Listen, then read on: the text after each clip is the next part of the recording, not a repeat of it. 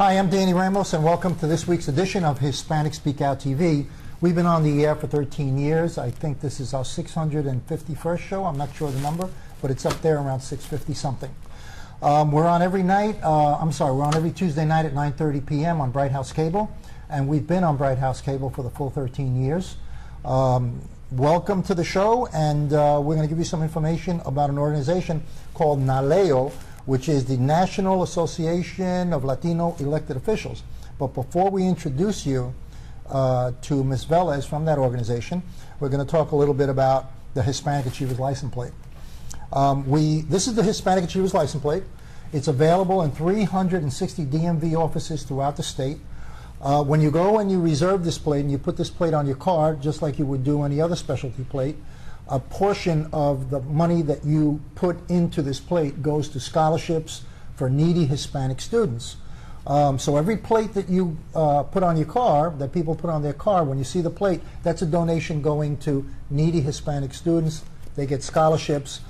This is a state organized, a state audited program, and we're trying to meet a sales quota for the end of December of an additional 650 plates.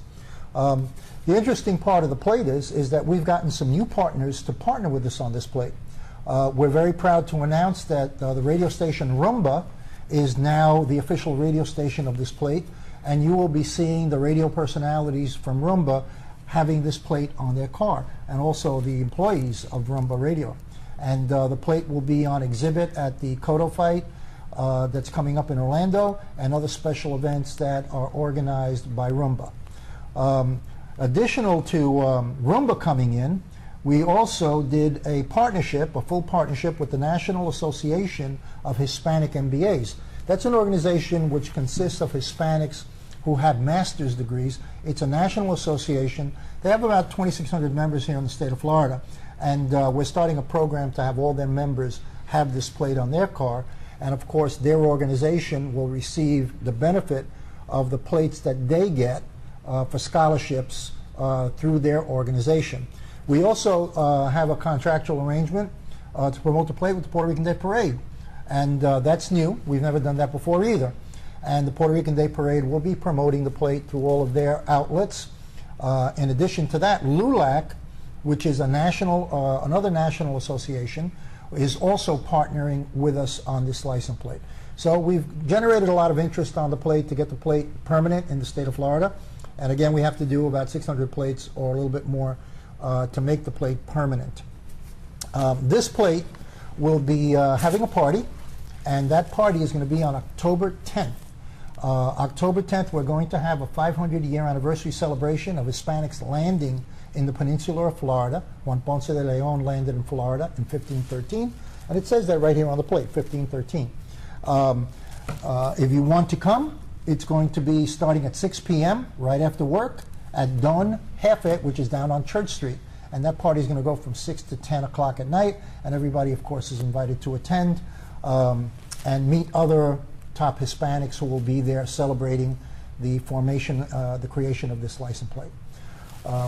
And then also on October 31st, we are going to have the Diversity Career Fair, which is going to be held at the Florida Mall at the Florida Hotel, where major corporations will be offering jobs to anyone who wants a job. They can come down and they can meet recruiters right on the spot, and they can apply for jobs, or they can get the business cards and apply for jobs at a later date. But these companies will be there waiting for people who are looking for jobs on October 31st. The job fair starts at 12 o'clock. It runs to 3:30 in the afternoon. So everyone is welcome to attend. Put it on your calendar. Tell your friends about what I've just spoken about, because they're very important events for you to attend. That's about it. That's all I have to say for the moment. Wow. Okay? All right, so now we have our guest. You want to introduce our guest? Sure. Yanitza, right? Or Janitzi Velez with NALEO. I'm Shayla. I'm a co-host here with Hispanic Speakout. Please tell us what you do. Tell us about NALEO. And just, yeah, sure. Well, thank you very much for the invitation. I'm very glad to be here at Speakout TV.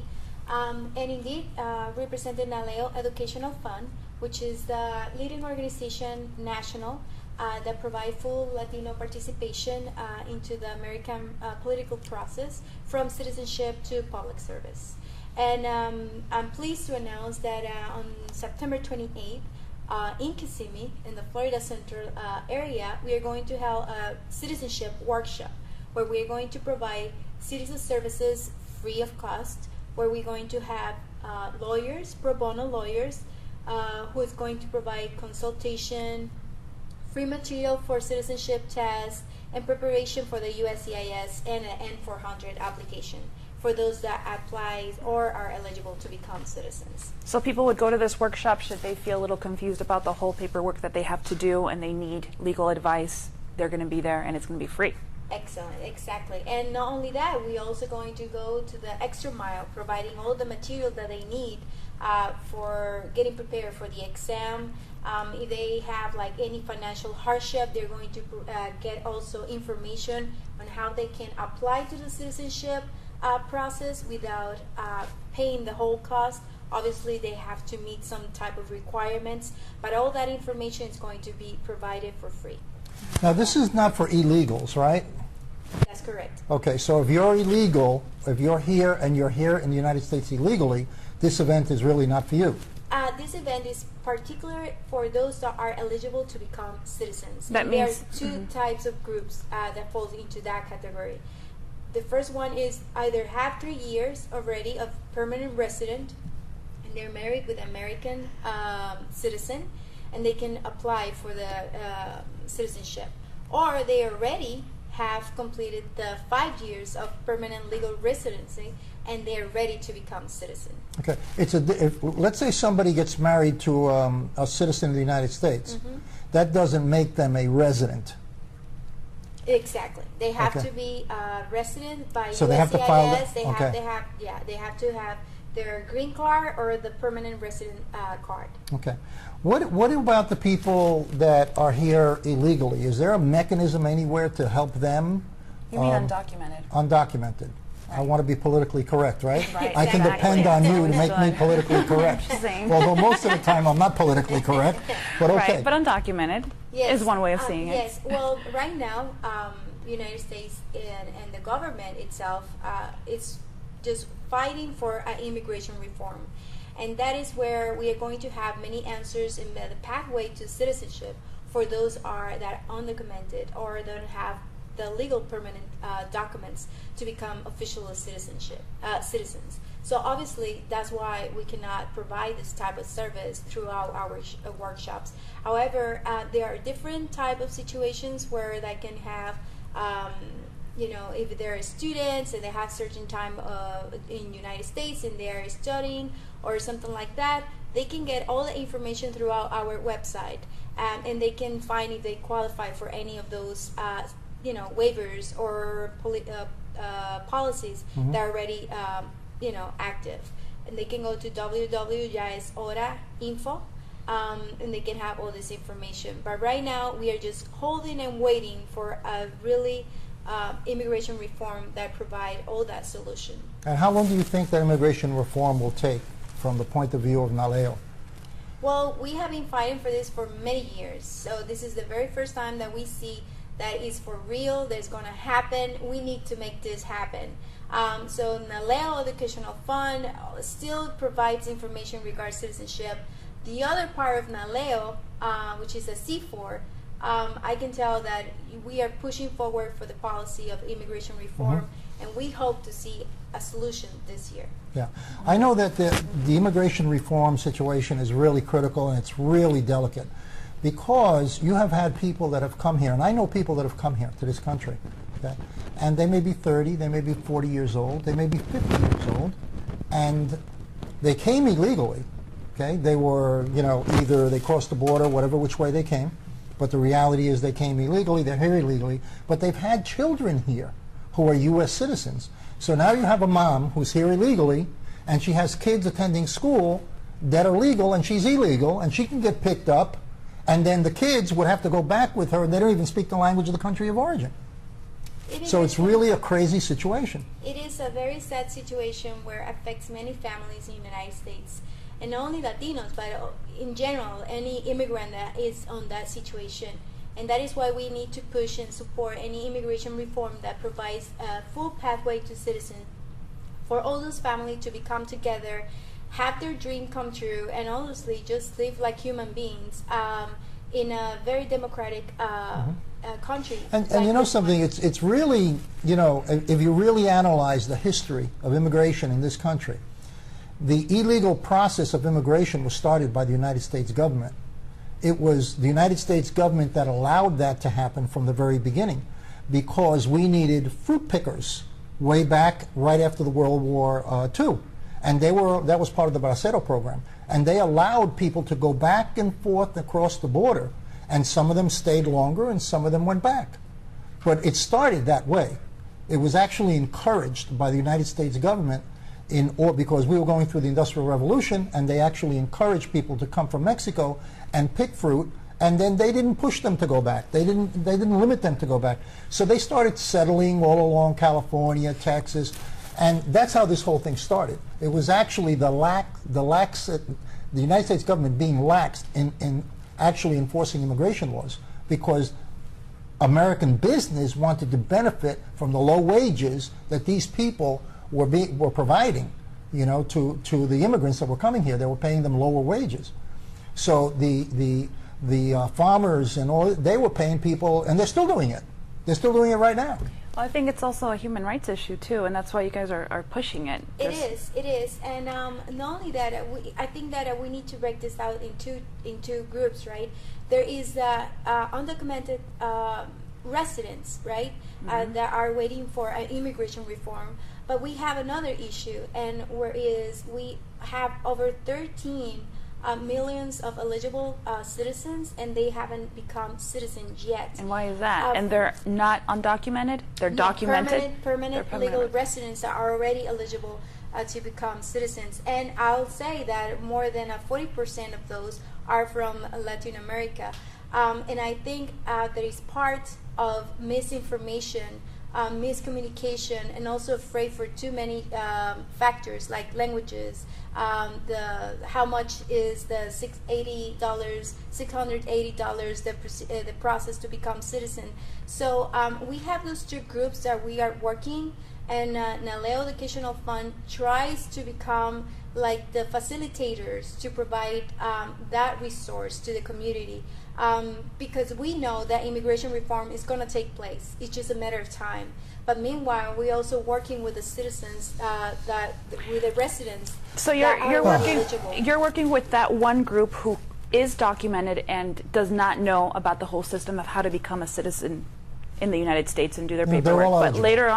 But later on, once immigration reform passes, are you guys going to try to help those people who can't afford it, who now have, will the lawyers have to school themselves as to learning the new reform and what it means, how to decipher it, and how to help those people that now have a pathway to citizenship but have to go about it? Exactly. I mean, it's a long way to run, because it's going to become a lot of changes on the policy.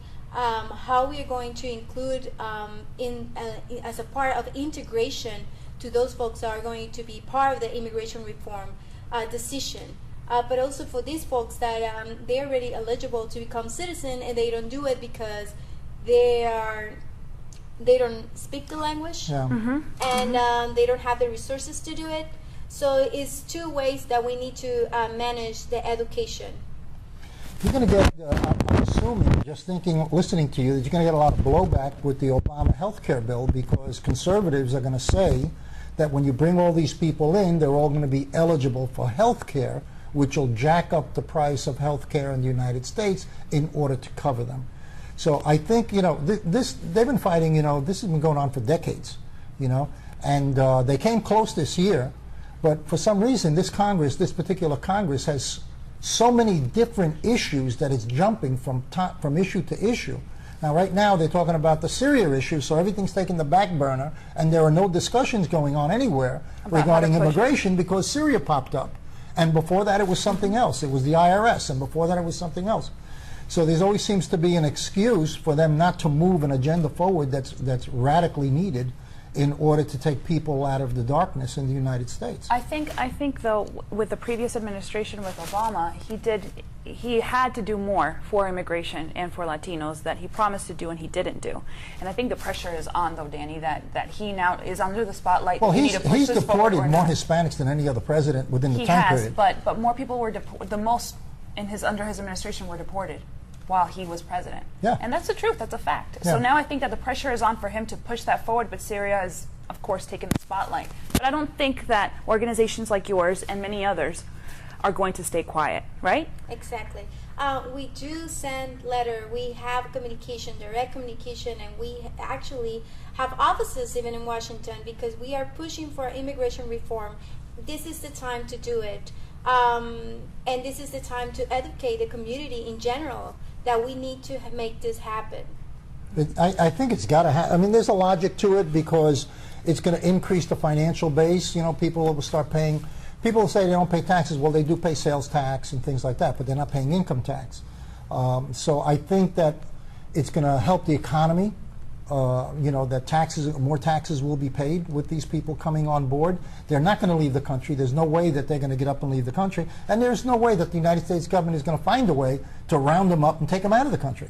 So it's better to have them come into the fold than to have them out there where they're intangible. We have plenty of professionals. We have plenty of talented people and families that already have made their entire life here in the United States. Yeah, I know students at UCF. Okay, students at UCF have been here all their lives. They came here when they were 2 years old. Some of And them they're they being can't- threatened with deportation. Right, and some of them can't undertake their studies. Some of them are stellar students, right? Valedictorians, salutatorians, and they can't move forward. So it's very sad because in the whole, it looks at the Latino situation in the United States. Whether or not you're undocumented, I don't think it really matters. At the end of the day, this is our whole situation as Latinos in this country. Yeah, you know, the Congress of the United States has to stop bickering and embrace what's here. They have to fully embrace all the people that are here and give them equality. One of the big peeves that we have is that Puerto Ricans in Puerto Rico are not allowed to vote for president. They're citizens. They are actually citizens of the United States, but they're not permitted to vote for the president, which is like, what's that, a second-class citizenship? There's a lot of stuff that has to be straightened out here. And the Congress has been totally, totally terrible in getting these things solved. Totally. I wish you all luck in the world, and I hope to keep the battle going, because it is a battle. It's an educational battle. It's not a negative battle. It's educating people to the issue so that they can make a good judgment. Okay? And Listen, I think what you're doing is wonderful. Yep, And I hope we that it both think focuses that. on it's still underway after the reform as well. Listen, we've run out of time. Excuse me. This is Danny Ramos from Hispanic Speak Out TV. Thank you very much for being here tonight. Excuse me. We have a guest coming on in a couple of seconds about cooking. I thought it was the end of the show. It's not. Right. Okay? So we have a lady called Hillary, Dankita Hillary, who's going to be tasting some food. We'll take a little break and we'll see you in a minute. We're in hard times and some of us are going to need a lawyer. And if you need a lawyer, don't just react to a TV commercial. Get a copy of the Lawyers Consumer Directory, which is available absolutely free of charge at any 7-Eleven store throughout Central Florida. The Lawyers Consumer Directory is going to give you real hardcore knowledge on how to hire a lawyer and a lot of information on issues like bankruptcy, foreclosure, and more. Get the Lawyers Consumer Directory. It's absolutely free of charge at any 7-Eleven throughout Central Florida. Ahora puedes demostrar tu orgullo hispano mientras manejas en la carretera con la nueva tablilla o placa de auto hispana conmemorando los 500 años del descubrimiento de Florida por Juan Ponce de León. Obtén tu tablilla hispana este año y harás la diferencia. Solo 1,000 se necesitan para hacerla permanente. Su donativo ayudará a estudiantes con becas. Nuestra comunidad se beneficiará con más programas y servicios. Resalta nuestra cultura, nuestras raíces. Demostremos que en la unión está la fuerza. Obtén tu tablilla hispana en el Departamento de Vehículos de Motor más cercano o llama hoy al 321-277-0850.